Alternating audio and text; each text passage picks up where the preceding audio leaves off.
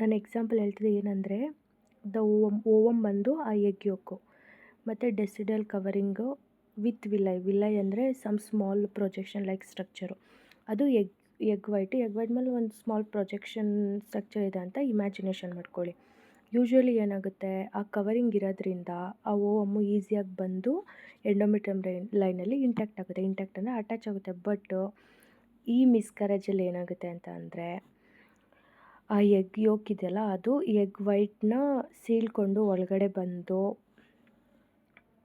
ಸರ್ವೈಕಲಿಂದ outside ಬರೋಕ್ಕೆ try ಮಾಡುತ್ತೆ. But external horse dilate ಆಗದಿರೋ ರೀಸನಿಂದ ಏನಾಗುತ್ತೆ, ಅದು ಅಲ್ಲೇ ಹೋಗಿ ಸರ್ವೈಕಲ್ ಕ್ಯಾನಲಲ್ಲಿ ಇಂಟ್ಯಾಕ್ಟ್ ಆಗುತ್ತೆ. ಅದನ್ನು ಅಕಾಮಡೇಟ್ ಆಗುತ್ತೆ. ಅದನ್ನು ನಾವು ಸರ್ವೈಕಲ್ ಮಿಸ್ಕರೇಜ್ ಅಂತ ಕರಿತೀವಿ. ನೆಕ್ಸ್ಟ್ ಇದು ಸರ್ವೈಕಲ್ ಮಿಸ್ಕರೇಜ್ ಬಗ್ಗೆ. ನೆಕ್ಸ್ಟ್ ಬಂದು 8 to 14 ವೀಕ್ಸಲ್ಲಿ expulsion of fetus commonly occur living behind the placenta and its membrane. ಏನಾಗುತ್ತೆ ಅಂದರೆ 18 to 14 ವೀಕ್ಸಲ್ಲಿ ಈ ಪ್ಲಾಸೆಂಟಾ ಮೆಂಬ್ರೇನಿಂದ ಫೀಟಸ್ಸು ಎಕ್ಸ್ಪೆಲ್ ಆಗಿ ಅದನ್ನು ಡಿಟ್ಯಾಚ್ ಮಾಡ್ಕೊಂಡು ಬಂದು ಯೂಶ್ವಲಾಗಿ ಎಕ್ಸ್ಪೆಲ್ ಔಟ್ ಆಗುತ್ತೆ. ಅದನ್ನು 8 to 14 ವೀಕ್ಸಲ್ಲಿ ಆಗೋಂಥ abortion. Behind 14 week the process of expulsion of similar to that mini labour. ಹೆಂಗೆ ಲೇಬರ್ ಆಗುತ್ತೋ ಅದೇ ಥರ ಪ್ರೋಸೆಸ್ ಆಗಿ ಸಿಮಿಲರ್ ಆಗಿ ದ ಫೀಟಸ್ ಏನು ಮಾಡುತ್ತೆ, placenta first followed by the expulsion of placenta. First placenta ಹೊರಗಡೆ ಬಂದು ಆಮೇಲೆ the fetus 14th week behind fetus ಹೊರಗಡೆ ಬರುತ್ತೆ. ಇದು 14th ವೀಕಲ್ಲಿ ಆಗೋಂಥ ಅಬೋಷನ್ ಪ್ರೋಸೆಸ್ಸು. ಇದೆಲ್ಲ ಸ್ಪಾಂಟೇನಿಯಸ್ ಆಗೋಂಥದ್ದು. ನೆಕ್ಸ್ಟು ಥ್ರೆಟನ್ಡ್ ಮಿಸ್ಕರೇಜಿಗೆ ಬಂದರೆ, ಇನ್ನು ಥ್ರೆಟನ್ಡ್ ಮಿಸ್ಕರೇಜಲ್ಲಿ ಏನಾಗುತ್ತೆ ಅಂತಂದರೆ, it is a clinical entity where the process of miscarriage has started but has not progress to the state from which recovery is impossible. ಅಂದರೆ ಆಲ್ರೆಡಿ ಮಿಸ್ಕರೇಜ್ ಪ್ರೋಸೆಸ್ ಸ್ಟಾರ್ಟ್ ಆಗಿದೆ but progress ಆಗಿಲ್ಲ. So ಇದರಿಂದ ನಾವು ಮತ್ತೆ ಆ ಬೇಬಿನ ಉಳಿಸೋ ಕೂಡ ಆಗಲ್ಲ. ಅಂದರೆ ರಿಕವರಿ ಸ್ಟೇಟು ಇಂಪಾಸಿಬಲ್ಲು.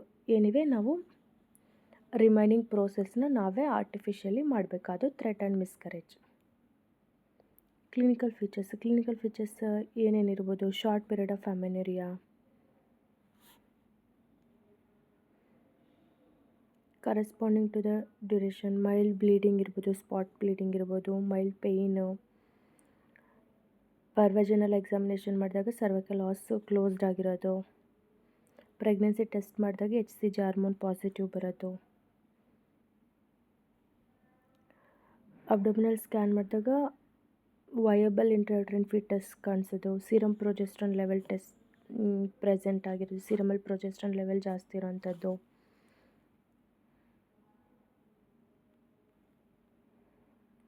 ಇದೆಲ್ಲ ಕ್ಲಿನಿಕಲ್ ಫೀಚರ್ಸು ಥ್ರೆಟನ್ ಅಬೋಷನಲ್ಲಿ.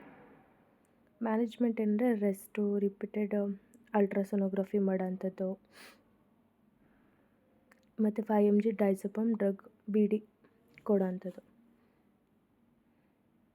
ಅದು ಥ್ರೆಟನ್ಡ್ ಅಬೋಷನ್. ನೆಕ್ಸ್ಟ್ ಇನ್ವೆಟಬಲ್ ಅಬೋಷನಲ್ಲಿ ಏನಾಗುತ್ತೆ ಅಂತಂದರೆ, ಕ್ಲಿನಿಕಲ್ ಫೀಚರ್ಸ್ ಬಂದು ಶಾರ್ಟ್ ಪೀರಿಯಡ್ ಆಫ್ ಅಮೆನೋರಿಯಾ ಇರುತ್ತೆ, ಹೆವಿ ಬ್ಲೀಡಿಂಗ್ ಇರುತ್ತೆ with clots, severe lower abdominal pain ಇರುತ್ತೆ, ಪರ್ವೆಜನಲ್ ಎಕ್ಸಾಮಿನೇಷನ್ ಮಾಡಿದಾಗ ಓಪನ್ ಸರ್ವೈಕಲ್ ಹಾರ್ಸ್ ನೋಡ್ಬೋದು, HCG ಹಾರ್ಮೋನಲ್ ಟೆಸ್ಟು ಪಾಸಿಟಿವ್ ಬರುತ್ತೆ, ನಾನ್ ವಯಬಲ್ ಫೀಟಸ್ಸು ಯೂಟ್ರಿನ್ ಒಳಗಡೆ ಬ್ಲಡ್ ಕಾಣಿಸೋಂಥದ್ದು US ಅಬ್ಡೋಮಿನಲ್ ಸ್ಕ್ಯಾನ್ ಮಾಡಿದಾಗ. ನೆಕ್ಸ್ಟ್ ಮ್ಯಾನೇಜ್ಮೆಂಟ್ ಬಂದು ಫ್ಲೂಯಿಡ್ಸು, ಬ್ಲಡ್ ಟ್ರಾನ್ಸ್ಫ್ಯೂಷನು, ಮತ್ತು medical or surgical evacuation of uterus. ಮೆಥಾಜಿನ್ 0.2 mg ಕೊಡಬೇಕಾಗುತ್ತೆ ಈ ಕಂಡೀಷನಲ್ಲಿ. ನೆಕ್ಸ್ಟು ಕಂಪ್ಲೀಟ್ ಅಬೋಷನ್ ಅಂದರೆ expulsion of all the products of conception. Inevitable abortion ಅಂದರೆ other than we can call missed abortion also. Missed abortion ಅಂತಲೂ ಕರಿತೀವಿ. ಏನಾಗುತ್ತೆ ಅಂದರೆ ಇಲ್ಲಿ ನೋಡಿ, ಕಂಪ್ಲೀಟ್ ಅಬೋಷನಲ್ಲಿ ಫುಲ್ಲು ಕನ್ಸೆಪ್ಷನ್ ಪ್ರಾಡಕ್ಟ್ಸ್ ಏನೇನು ಫೀಟಸ್ ಅದೆಲ್ಲ ಪ್ಲಾಸೆಂಟಾ ಎಲ್ಲ ಏನಿದೆ ಅದೆಲ್ಲ ಎಕ್ಸ್ಪಲ್ಷನಾಗಿ ಔಟ್ಸೈಡ್ ಬಂದಿರುತ್ತೆ. ಬಟ್ ಇಲ್ಲಿ ಇನ್ವೆಟಬಲ್ ಅಬೋಷನಲ್ಲಿ ಅಥವಾ ಮಿಸ್ಡ್ ಅಬೋಷನಲ್ಲಿ ಸಮ್ ಕನ್ಸೆಪ್ಷನಲ್ ಪ್ರಾಡಕ್ಟ್ಸ್ ಏನಿರುತ್ತೆ ಅದು ಯೂಟ್ರಿನಲ್ಲೇ ಇರುತ್ತೆ. ಯೂಟ್ರಿನಲ್ಲೇ ಇರೋದ್ರಿಂದ ಅದು ಇನ್ಫೆಕ್ಷನ್ ಆಗೋ ಚಾನ್ಸಸ್ ಇರುತ್ತೆ. ಅದನ್ನು ಸೆಪ್ಟಿಕ್ ಅಬೋಷನ್ ಅಂತ ಕೂಡ ಕರಿತೀವಿ. ಸೊ ಅಂಥ ಕಂಡೀಷನಲ್ಲಿ ಏನು ಮಾಡ್ತಾರೆ, ಯೂಟ್ರನ್ನ ಫುಲ್ ಎವಾಕ್ಯುಯೇಷನ್ ಮಾಡ್ತಾರೆ ಮೆಡಿಕಲ್ ಆರ್ ಸರ್ಜಿಕಲ್ ಮೆಥಡಿಂದ. ಮೆಡಿಕಲ್ ಮೆಥಡ್ ಅಂದರೆ ಐದರ್ ಟ್ಯಾಬ್ಲೆಟ್ ಇಚ್ಚಿ ಕೊಟ್ಟು, ಇಲ್ಲಾಂದರೆ ಸರ್ಜಿಕಲ್ ಅಂದರೆ ಸರ್ಜಿಕಲ್ ಥಿಂಗ್ಸ್ನ ಯೂಸ್ ಮಾಡಿ DNC ಅದೆಲ್ಲ ಮಾಡಿ ತೆಗಿತಾರೆ. ಅದು inevitable abortion. Next complete abortion. Complete ಅಬೋಷನಲ್ಲಿ expulsion of all products of conception. ಎಲ್ಲ ರೀತಿಯ ಕನ್ಸೆಪ್ಷನ್ ಪ್ರಾಡಕ್ಟ್ಸು ಹೊರಗಡೆ ಬರುತ್ತೆ. ಪರ್ವೆಸನಲ್ ಎಕ್ಸಾಮಿನೇಷನ್ ಮಾಡಿದಾಗ ಕ್ಲೋಸ್ ಸರ್ವಿಕ್ಸ್ ಇರುತ್ತೆ, ಮತ್ತು ಅಲ್ಟ್ರಾಸೌಂಡ್ ಸ್ಕ್ಯಾನ್ ಮಾಡಿದಾಗ ಎಂಟಿ ಯೂಟ್ರಸ್ ಇರುತ್ತೆ. ಸೊ ಇಲ್ಲಿ ಮ್ಯಾನೇಜ್ಮೆಂಟ್ ಬಂದು ಆ್ಯಂಟಿ ಡಿ ಗಾಮಾ ಗ್ಲೋಬುಲನ್ನ ಕೊಡಬೇಕಾಗುತ್ತೆ. ಇಲ್ಲಿ ನೋಡಿ ಇನ್ಕಂಪ್ಲೀಟ್ ಅಬೋಷನಲ್ಲಿ ಇಲ್ಲಿ ಪ್ಲಸ್ ಮಾರ್ಕ್ಸ್ ಕಾಣ್ತಿದೆಯಾ, ಅಲ್ಲೆಲ್ಲ ಸಮ್ ಕನ್ಸೆಪ್ಷನಲ್ ಪ್ರಾಡಕ್ಟ್ಸು ಪ್ರೆಸೆಂಟ್ ಇದೆ. ಬಟ್ ಇನ್ ಕಂಪ್ಲೀಟ್ ಅಬೋಷನಲ್ಲಿ ಯಾವುದೇ ರೀತಿ ಕನ್ಸೆಪ್ಷನಲ್ ಪ್ರಾಡಕ್ಟ್ಸ್ ಕಾಣಿಸ್ತಿಲ್ಲ. ಅದು ಕಂಪ್ಲೀಟ್ ಅಬೋಷನ್.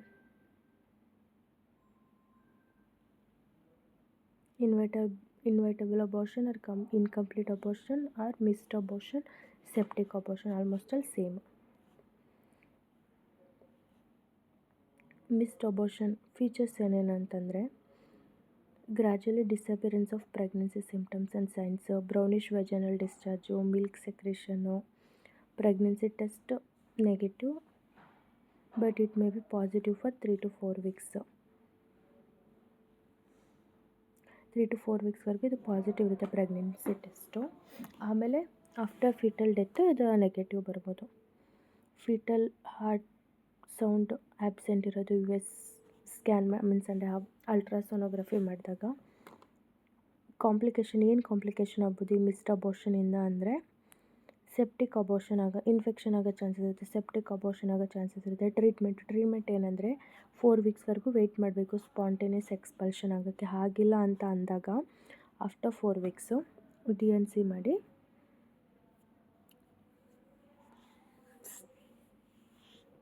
ಮಿಸ್ಡ್ ಕನ್ಸೆಪ್ಷನ್ ಪಾರ್ಟ್ನ ತೆಗಿಯೋಂಥದ್ದು. ಅಂದರೆ DNC ಅಂದರೆ dilatation and evacuation of uterus. If it is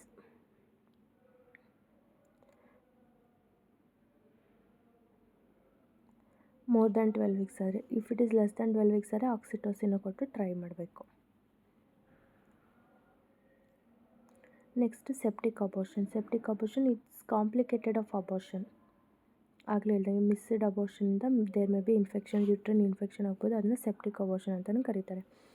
next symptoms ಬಂದು abdominal pain, fever, vaginal discharge, ಮತ್ತು ಸೈನ್ಸ್ ಬಂದು ಇದೆಲ್ಲ ಸಿಮ್ಟಮ್ಸ್. ಸೈನ್ಸ್ ಬಂದು sick, jaundice type, uterine tenderness, offensive vaginal discharge and bleeding,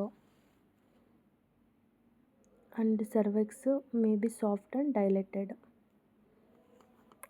clinical grading grade 1, grade 2, grade 3. Grade 1 ಅಂದರೆ the infection is localised in the uterus. ಒಂದೇ ಪ್ಲೇಸಲ್ಲಿ infection localised ಯೂಟ್ರಸಲ್ಲಿದ್ದರೆ ಅದು grade 1. The infection spread behind the uterus like parametrium. Uterus next ಲೇಯರ್ಗೆ spread ಆಗಿದ್ರೆ ಅದನ್ನು grade 2. ಅದು generalised ಪೆರಿಟೋನೈಟಿಸ್ and ಎಂಡೋಟಾಕ್ಸಿಕ್ ಆದರೆ ಅದು ಗ್ರೇಡ್ 3. ಈ ಕಂಡೀಷನಲ್ಲಿ there may be jaundice or acute renal failure ಕೂಡ ಉನ್ನೋ ಚಾನ್ಸಸ್ ಇರುತ್ತೆ. ಇದು clinical grading of septic abortion. Next complication of septic abortion. Immediate complication haemorrhage ಅಂದರೆ bleeding, peritonitis, infection and inflammation of peritoneum, pelvic abscess ಆಗ್ಬೋದು, endometritis ಆಗ್ಬೋದು, septicaemia, shock, haemorrhagic shock ಆಗ್ಬೋದು. Late ಬಂದು pelvic adhesions, second degree infertility ಆಗ್ಬೋದು, ಮತ್ತು pelvic inflammatory disease ಆಗ್ಬೋದು. ಇದು late. ಮ್ಯಾನೇಜ್ಮೆಂಟಿಗೆ ಬಂದರೆ ರೆಸಿಸಿಟೇಷನು, IV ಫ್ಲೂಯಿಡ್ಸು. ಮ್ಯಾನೇಜ್ಮೆಂಟ್ ಬಂದು ರೆಸಿಸಿಟೇಷನ್ ಅಂದರೆ ಸೆಪ್ಟಿಕ್ ಶಾಕ್ ಆ ಥರ ಎಲ್ಲ ಆದವರಿಗೆ resuscitation, IV fluids, Ringer lactate, normal saline. Next urethral catheter insertion, input ಮತ್ತು ಔಟ್ಪುಟ್ನ ನೋಟ್ ಡೌನ್ ಮಾಡ್ಕೋಬೇಕು.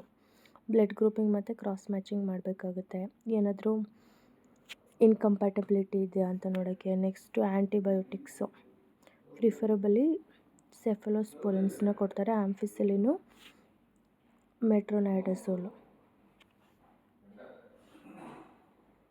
ಪ್ರೊಫೈಲೆಟಿಕ್ ಆ್ಯಂಟಿ ಗ್ಯಾಂಗ್ರೀನ್ ಸೀರಮ್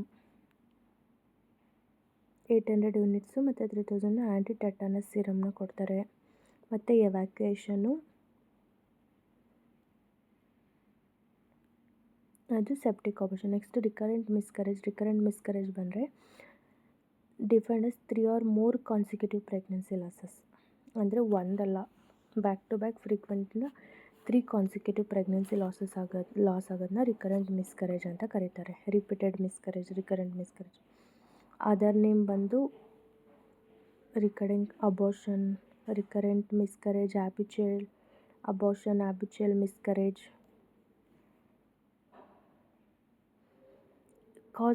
ಕಾಸಸ್ ಏನಂದರೆ may be genetic factors, endocrine factors, anatomical causes ಆಗಿರ್ಬೋದು, like congenital anomalies or incompetencies ಇರ್ಬೋದು, infections, immunological problems, ಇದೆಲ್ಲ causes for recurrent abortion. ಇದು abortion ಅಂದರೆ early bleeding in pregnancies or early vaginal bleeding in early ಪ್ರೆಗ್ನೆನ್ಸೀಸ್ಗೆ first cause ಬಂದು abortion. ಇಷ್ಟೊತ್ತು ನಾವು abortion ಬಗ್ಗೆ ನೋಡಿದ್ವಿ.